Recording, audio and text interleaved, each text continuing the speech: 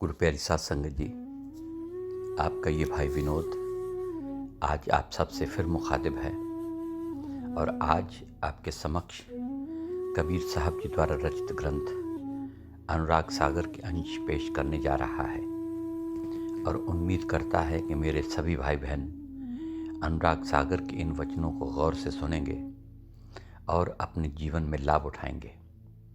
और आज कल से आगे कबीर साहब जी धर्मदास को फरमाते हैं कि नर्तन काज कीनो 84, शब्द न गहे मूढ़ मत नासी, 84 की चाल न छाड़े, सत्य नाम जो नेह न माड़े।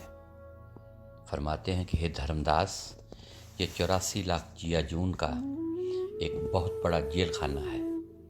अगर मनुष्य चाहे तो सतगुरु से नाम लेकर भक्ति करके और शब्द की कमाई करके इस जेल खाने से आज़ाद हो सकता है। जेल खाने में तो सज़ा ही सज़ा है। मान लो किसी ने नाम भी ले लिया परंतु नाम की कमाई नहीं की तो भी वह 84 के जेल खाने से नहीं निकल सकता। तो हे धर्मदास, जीव इस 84 के कारण बार बार जन्म और मौत के चक्कर में फंसा ही रहता है। सतनाम अर्थात सत ताकत एक ऐसी करंट है, ऐसी शक्ति है जिसका सहारा लेकर जीव आवागमन से छुटकारा पा सकता है। जो भी जीव मनुष्य के रूप में आकर भी मन के पीछे लगकर पशुओं और जानवरों की तरह भोग विलास और खाने पीने में ही लगे रहते हैं, वे इस चक्कर से बच नहीं सकते। सतनाम अर्थात शब्द ही इस जेल खाने से निकाल सकता है। हमें अगर गुरु पर विश्वास ना हो, उससे प्यार ना हो, तन मन धन से गुरु की सेवा ना करें और नाम की कमाई भी ना करें तो स्वयं ही सोच लो कि काल के घेरे से छुटकारा कैसे हो सकता है। कबीर साहब जी आगे दोहा फरमाते हैं कि फिर डारे 84 माही, ताही ते जीव चेतत नाही, बहु भांति ते कह समझावा, जीवन विपत ज्ञान गहरावा, नर्तन पाए गहे सतनामा, नाम प्रताप लहे निजनामा। सो हे धर्मदास, जब जीव 84 के चक्कर में पड़ जाता है तो फिर परमात्मा से नहीं मिल सकता। इस चक्कर में आने के बाद कभी वे 4 तत्वों वाला शरीर, कभी 3 तत्वों वाला शरीर और कभी 2 तत्वों वाला और कभी 1 तत्व वाला शरीर धारण करता है।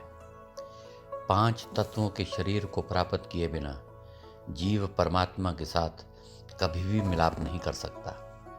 हमें चाहिए कि मनुष्य योनि का लाभ उठाएं। अगर मनुष्य जन्म पाकर भी परमात्मा की भक्ति नहीं की तो फिर कब करेंगे। कबीर साहब जी आगे फरमाते हैं कि हे धर्मदास, सतगुरु तो जीवों को कई ढंग से बार बार कहकर समझाते हैं, परंतु यह जीव इस बारे में सचेत होता ही नहीं। जब सतगुरु देखता है कि उसके जीव इस मृत्यु लोक में दुखी हो चुके हैं तो वह सत्संग के द्वारा समझाता है और फरमाता है कि हे जीवो, तुम्हारे अंदर शब्द की धुन धुनकारें दे रही है। नाम लेकर नाम की कमाई करो, उस शब्द को सुनो और अपने अंदर उस शब्द से जुड़ो। परंतु अफसोस है कि जीव फिर भी सतगुरु के बताए हुए रास्ते पर नहीं चलता। कबीर साहब जी आगे फरमाते हैं कि हे धर्मदास, मैं सतयुग में भी आया, परमात्मा का उपदेश दिया, लेकिन केवल 16 जीव ही नाम की कमाई करके परमात्मा से मिले। फिर मैं त्रेता युग में फिर आया तो फिर सिर्फ 22 लोग ही नाम की प्राप्ति करके अपने निज धाम पहुँचे। काल का जीवों के ऊपर इतना जबरदस्त प्रभाव है कि आमतौर पर कोई जीव इस तरफ आने को तैयार ही नहीं होता। जब महात्मा परमात्मा से मिलने की बात करते हैं तो लोग कहते हैं कि हमें तो 1 मिनट की भी फुर्सत नहीं। कोई खाने पीने में उलझा हुआ है तो कोई अपने काम धंधे में। इस संसार के ज़्यादातर लोग काम धंधों में ही उलझे हुए हैं। काल की मुसीबत से बचाने के लिए संत काल के साथ कितना लड़ते हैं, इस बात का अंदाज़ा जीवों को नहीं हो सकता है। कबीर साहब जी आगे फरमाते हैं कि हे धर्मदास, नरदेह को प्राप्त करके जो इंसान सत्यनाम को समझ लेता है वह तो परमात्मा का ही रूप हो जाता है। जिनको यह भेद प्राप्त नहीं होता वे सारी उम्र मुसीबतों में ही पड़े रहते हैं। केवल और केवल नाम की प्राप्ति के द्वारा ही जीव परमात्मा से मिलने का अधिकारी हो सकता है। नाम के प्रताप से ही वह अपने असली घर पहुंच सकता है, जहां फिर कोई दुख नहीं है, फिर सब सुख ही सुख है, आनंद ही आनंद है। छंद। आद नाम बदेह अस्थिर, परख जो जियरा गहे, पाए बीरा बंस को सुमरण, गुरु कृपा मार्ग लहे। तज काक चाल मराल पथ, गह नीर छीर निखार के, ज्ञान दृष्टि अदृष्ट पेखे, क्षर अक्षर सुविचार के। कबीर साहब जी अपनी मधुर वाणी से धर्मदास को समझाते हैं कि हे धर्मदास, जो आद नाम है वह नाम विदेह है, स्थिर है और अविनाशी है। अगर हमने परमात्मा से मिलना है तो सबसे पहले हमें कौवे वाली चाल छोड़नी पड़ेगी। कौवे वाली चाल का अर्थ है कि गंदी आदतें। जब संतों द्वारा बताए गए रास्ते पर चलेंगे तब हम हंस बन जाएंगे और अमृत को पीकर उस पुरुष के साथ मिल सकेंगे। यह सब कुछ तभी हो सकेगा जब गुरु की आज्ञा से सिमरन करेंगे, नाम की कमाई करेंगे। कमाई करके जब हम हंस बन जाएंगे तो हमें दूध और पानी अर्थात सच और झूठ की पहचान हो जाएगी। इस नाम की डोरी का एक सिरा पुरुष के घर तक जाता है। यह नाम या सार शब्द आद काल से है। यही नाम हमारी आंखों के पीछे धुनकारें दे रहा है।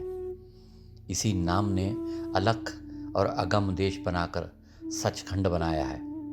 सचखंड से ये नाम सत्यनाम की धारा बनकर निकलता है। उस पुरुष का रूप अकथ है। वह मन वचन से ऊपर है, बुद्धि के दायरे से भी ऊपर है। उस सर्वशक्तिमान पुरुष का मिलाप सतगुरु के सत्संग सुनकर, उनसे नाम प्राप्त करके और श्रद्धा के साथ नाम का सुमिरन और भक्ति करके ही होता है। यह मिलाप कोई बहुत अच्छे भाग्य वाला व्यक्ति ही कर सकता है। कबीर साहब जी आगे फरमाते हैं कि सत्यनाम की धारा बाहर आकर जो देश बनाती है उसे हम भंवर गुफा और 10वां द्वार भी कहते हैं। फिर सत्यनाम 10वें द्वार में ठहरता है। वहाँ से शब्द की धारा बनकर बाहर निकलता है। वह शब्द कौन सा है? ये वो शब्द है जिसने सारी दुनिया को पैदा किया है, पालने वाला भी शब्द है। यही शब्द हमारी आंखों के पीछे बैठकर धुनकारें देता है।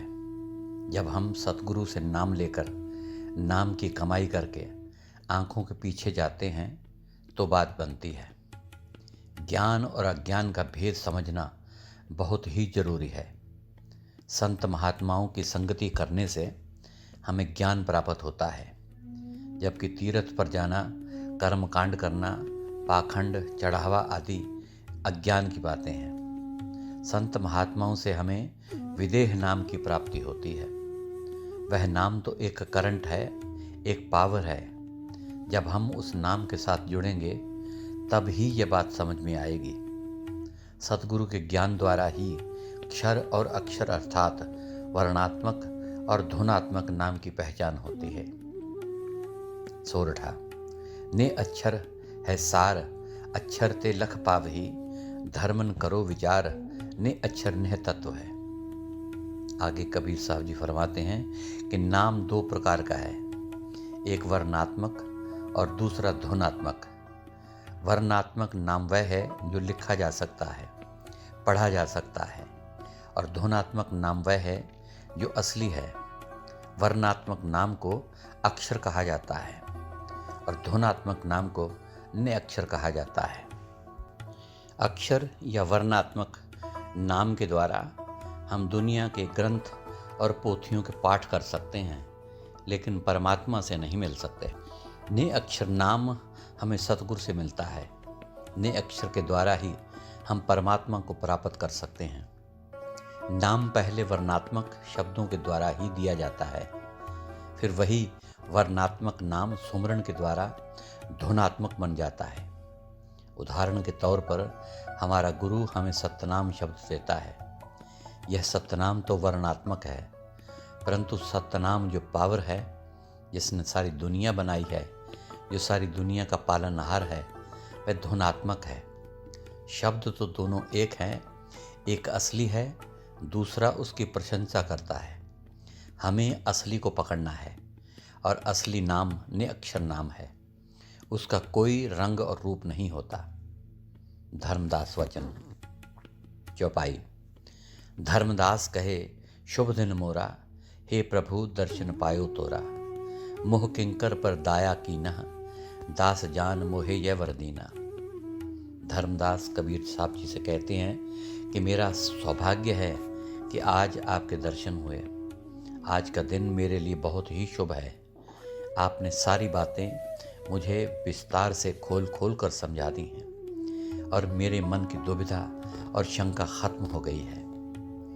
धर्मदास सतगुरु कबीर के दर्शन पाकर अपने आप को भाग्यवान समझते हैं।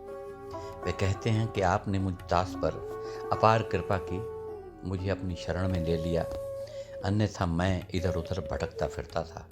चौपाई। निस्दिन रहूं चरण लौ लीना, पल एक चित न होवे भीना। तुम पद पंकज रुचिर सुहावन, पद पराग बहुपतित पावन। कृपा सिंधु करुणामय स्वामी, दया कीन मोहे अंतर्यामी। धर्मदास जी कबीर साहब जी से कहते हैं कि हे सच्चे पातशाह, आपने ही मुझे इतना बल और बुद्धि बख्शी है कि मैं दिन रात आपके चरणों में निवास कर सकता हूँ। आप पल भर के लिए भी मेरी आंखों से दूर नहीं होते। ऐसे प्रेम का उदाहरण चांद और चकोर से दिया जा सकता है। चकोर रात के समय अपनी आंखें चांद की ओर करके रखती है। जैसे जैसे चांद चलता है, चकोर भी अपनी गर्दन उल्टी करती जाती है। उसकी आंखें चांद की ओर टकटकी लगाए रखती हैं। उसका चकोरा भी साथ बैठा होता है, परंतु चकोर का पूरा ध्यान चांद की तरफ ही होता है। सुबह होते ही चकोर अपने चकोरे को पैरों में गिरकर माफ़ी मांगती है। वह कहती है कि मैं चांद के प्रेम में इतनी मस्त थी कि आपकी तरफ ध्यान ही नहीं दिया। सो ही मेरे सतगुरु जी, आपके चरण इतने सुंदर और सुहावने हैं कि मैं उनका वर्णन नहीं कर सकता। आपकी लीला अपरंपार है। जब मैं आपके चरणों पर सिर झुकाता हूँ तो मुझे ऐसी शीतलता का अनुभव होता है कि जैसे प्रयागराज सरोवर में स्नान करके होता हूँ। अपने अंदर सतगुरु के नूरी स्वरूप के दर्शन करना ही शिष्य के लिए सबसे बड़ा तीर्थ है। धर्मदास जी कहते हैं कि हे सच्चे पातशाह, आप दया के महासागर हो। हे स्वामी, आप घट घट के जानने वाले हैं। आपने मुझ पर अपार दया की है। इससे आगे धर्मदास जी कहते हैं कि हे साहिब, मैं तुम बलिहारी, अब मोहे कथा कहो निर्वारी। चार खान रुच पुन कसकीना, सो सब मोहे बतावो चीना। धर्मदास जी कहते हैं कि हे मेरे सतगुरु जी, आप मेरे साहिब हैं, मेरे मालिक हैं। मैं आपके चरणों पर बलिहारी हूँ। चार खानियों की रचना करने के बाद क्या हुआ, इसकी कथा मुझे विस्तार पूर्वक बताइए। कृपा करके इस संबंध में मेरी शंका का निवारण करें। कबीर वचन। चौपाई। धर्मदास यह काल की बाजी, यह नहीं चीन्ह पंडित काजी। जो यम ताहीं गुसैया भाक है, तजे सुधा नर विष रस चाक है। धनी धर्मदास की प्रार्थना को सुनकर कबीर साहब फरमाते हैं कि हे धर्मदास, ये काल की बाजी है, काल का खेल तमाशा है। ये सारा संसार उसके लिए एक स्टेज है जिस पर वह अपना खेल खेलता है। काल ने ये ऐसा खेल रचाया है और काल को कोई नहीं कह सकता कि तुमने इस तरह क्यों किया है या उस तरह क्यों किया है। उससे कोई भी सवाल जवाब नहीं कर सकता। काल के इस खेल को बड़े बड़े पंडित, ज्ञानी और विद्वान नहीं समझ सकते। काल का कानून ऐसा है कि मौत के समय यमदूत ये नहीं देखते कि कौन पंडित है, कौन राजा है, कौन ऊंची पदवी वाला है। जिसका पार्ट अदा हो जाता है उसे जाना ही पड़ता है। यमदूत केवल और केवल कर्मों का खाता देखते हैं। अगर जीव ने ज़्यादा पाप किए हैं तो उसे नरकों में ले जाकर सजाएं दी जाती हैं, और अगर पुण्य ज़्यादा किए हैं तो उसे स्वर्गों में भेज दिया जाता है। जो जीव काल को ही परमात्मा मान लेते हैं वे अमृत को छोड़कर जहर खाते हैं। काल को परमात्मा मानने वाले बाहर के कर्म कांडों में पड़ जाते हैं और वे परमात्मा को अपने अंदर पाने का यत्न नहीं करते।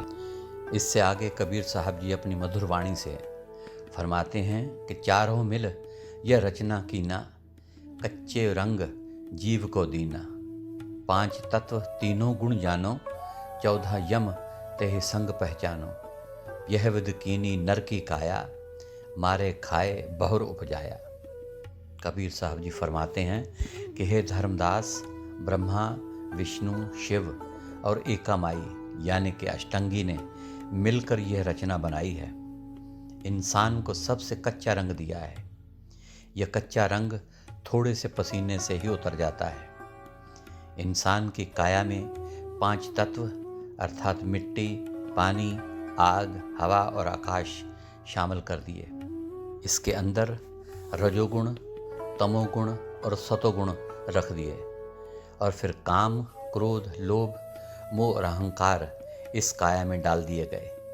फिर इसमें मन भी डाल दिया गया। इस प्रकार 14 यम इसके अंदर हैं। इन सब के बीच उस सच्चे मालिक की अंश अर्थात आत्मा भी रखी गई है।